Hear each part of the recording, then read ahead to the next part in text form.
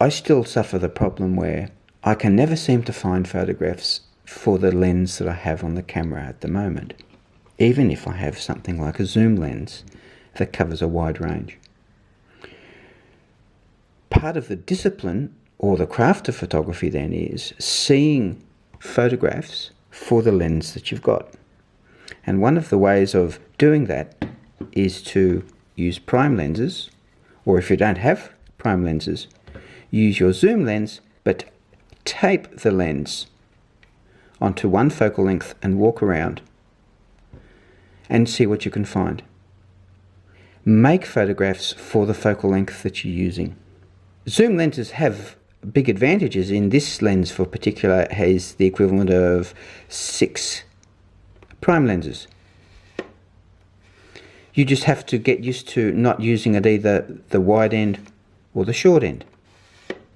I'm going to show you an example of a photograph that I took recently. This was a photograph where I was working on structuring my composition to have foreground, midground and a background. What interested me were these two people that were looking at the billboard intently. I had a 28mm lens on my camera, so I composed this photograph for that. Let's take that one scene and look at what other opportunities there were. Here is that scene with a 135mm lens. 135mm lens is quite a strong telephoto. Here you can see it's really compressed the perspective and flattened the image out and focused on these two people here. If I was photographing it again, I might not have this person here and I might do something else with the lines.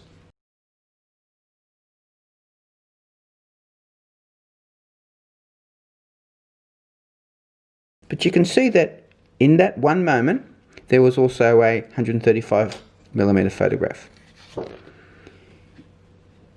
85mm, a little bit shorter. 85 is often used for portraiture. This is a nice photograph as well, nicely composed. Here, this person makes some lines here, so we've got a nice triangle effect here. That's 85mm.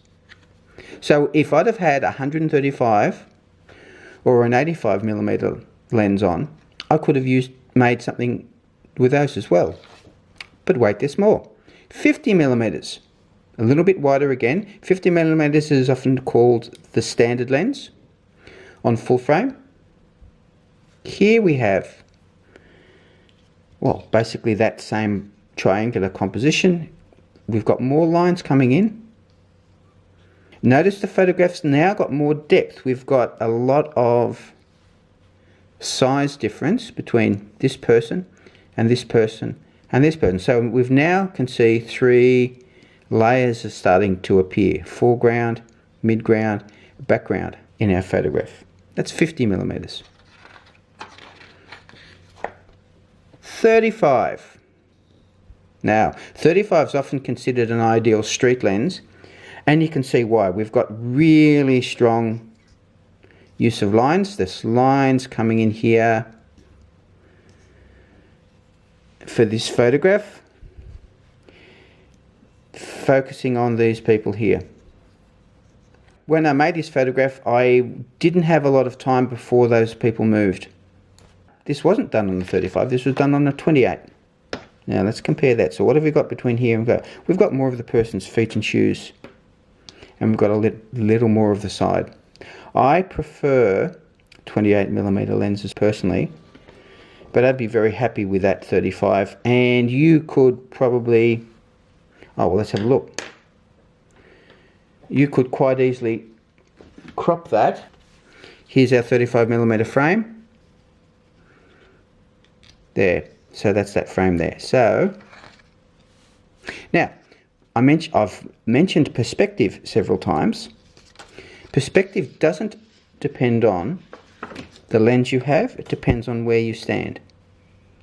So remember this 135mm lens, and I said it had a nice compressed perspective. Well, it's exactly the same photograph. That is just a crop of that. And the reason the perspective appears to be compressed is because we're standing quite away.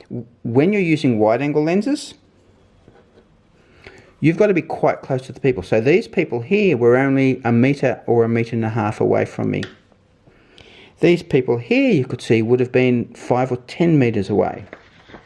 So when you're photographing with longer lenses, you're standing a lot further away from your subjects. A lot further away from your subjects. If you enjoyed this video, please like and subscribe. And if you have any comments or would like to join in on the discussion, make some notes below. Thank you.